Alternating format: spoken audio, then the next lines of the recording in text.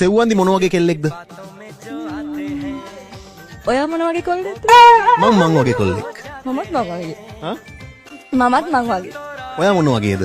මමත් මං වගේ කෙල්ලෙක්. මම වගේ කියන්නේ මොන වගේ කෙල්ලෙක්ද? ඔයා වගේ කියන්නේ මොන වගේ කොල්ලෙක්ද? මම හරි ආඩම්බරකාර කොල්ලෙක්. මම ඒතර ඊට වඩා ආඩම්බර වෙන්න ඕනේ නේද? ඇයි ඒ? මම කෙල්ලෙකින් මට එක සැරේ එක ප්‍රශ්නේ මං අහන්නේ. මට ඇහුන්නේ.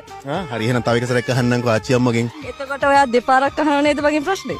ඔව් ඉතින් දැන් ඇහුන්නේ නැහැ කිව්වනේ.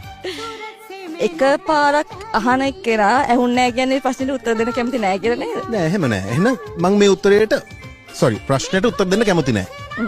ඇයි කෙලින් කතා කරන්නේ නැති කෙල්ලෙක්? මං කැමති කතා කරනවා ලැජ්ජ වෙයි කියලා මට බයයි. මං ලැජ්ජ වෙන්නේ නැහැ කිසිම දෙයකට. මං වැරද්දක් කරන්නේ නැත්තම් මං බය වෙන්නෙත් නැහැ ලැජ්ජ වෙන්නෙත් නැහැ. හරි. ඔයාලට මොනවද මගෙන් දැනගන්න ඕනේ? ඔයාගේ තියෙන මට වඩා විශේෂත්වය මොකද්ද? කෙලින් කතා කරනවා. නෑ කෙලින් කතා කරේ නෑනේ දැන්. ඔයා කෙලින් කතා කරේ නෑනේ? මම මොකද කෙලින් කතා නොකලේ?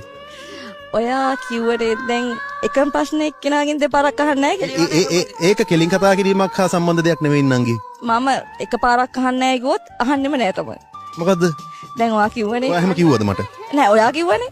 ආ ඔයා කෙලින් කතා කරන්නේ නැහැ. කෙලින් කතා කරන එකයි එකම දේ දෙසරයක් අහන එකේ තියෙන සම්බන්ධය මොකද්ද? කෙලින් කතා කරනවා කියන්නේ එකම දේ අහන්නෙත් නැහැ කියන්නේ නේද? නෑ. එහෙනම් එහෙම නෙවෙයි. ඔයා කියන්නකෝ බලන්න උත්තරේ. මොකද්ද?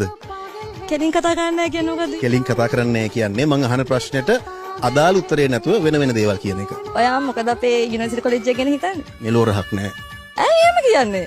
බලමු දැන් ඕගොල්ලන්ට තමයි වැඩේ තියෙන්නේ. ඕකේ.